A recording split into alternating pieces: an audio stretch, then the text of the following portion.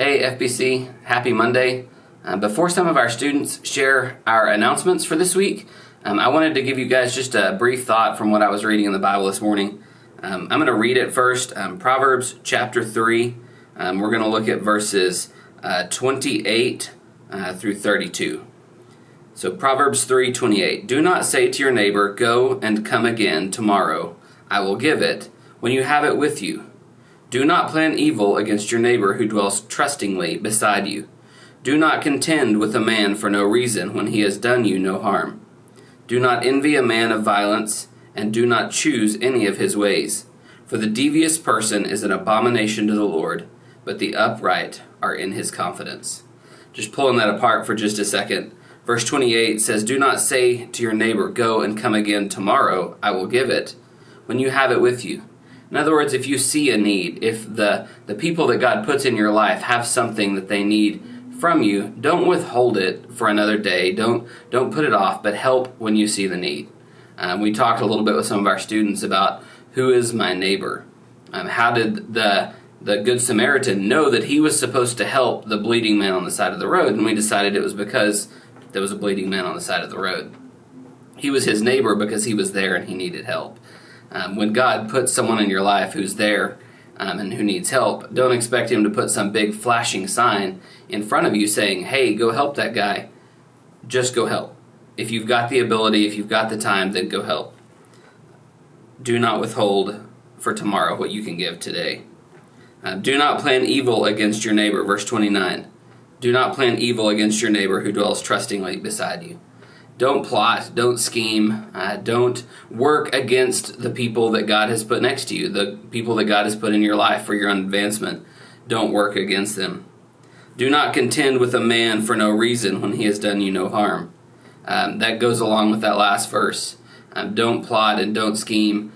Don't put others down to raise yourself up. Don't work against people so that you can get the position or the thing or the object or whatever it is, the job that you desire. Don't work against your neighbor so that you can advance yourself.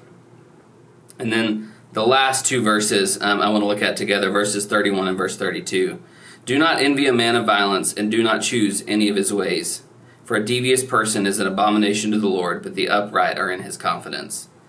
This, do not envy a man of violence, I think that extends beyond physical violence. I think when we're considering this idea of violence, we can also talk about social violence. Again, going back to that idea from before, putting others down, working against other people, cutting them down verbally, cutting them down on social media, whatever it is. Do not envy people who have gained their status, whether they're social media influencers or famous people in general, politicians, just people in our community. Don't envy the position of people who have got there by putting others down and cutting others down. But instead, walk upright, live as a good neighbor, take care of others when you have the opportunity. And these are good verses that are just great reminders about our responsibility to be the neighbor that Jesus asks us to be in Luke chapter 10 in the parable of the Good Samaritan. I'm going to turn it over to some of our students. They're going to give you the announcements for the week.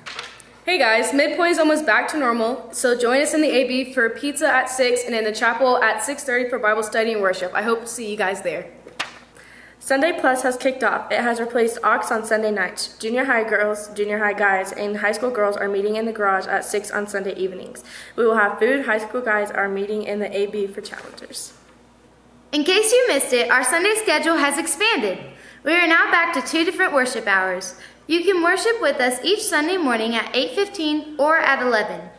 We'll meet for Bible study at 9:30. I hope to see all of you from Midpoint on Wednesday. Have a great week.